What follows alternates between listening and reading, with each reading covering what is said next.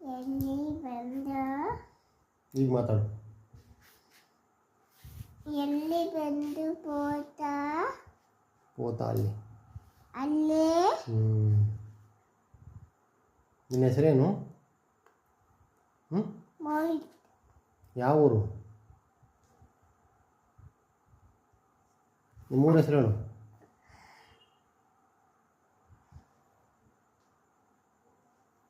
ಯಾವ ಊರು? ಕಮಾನ್.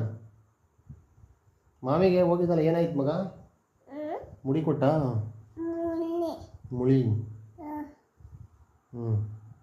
ಏನಂತ ಕೇಳಿದೆ ದೇವ್ರನ್ನ? ದೇವ್ರು ಏನಂತ ಕೇಳಿದೆ? ದೇವ್ರಿಗೆ ಏನಂತ ಕೇಳ್ದಪ್ಪ? ನಂಗೆ ಒಳ್ಳೇದು ಮಾಡಪ್ಪ ಅಂದ. ಆಮೇಲೆ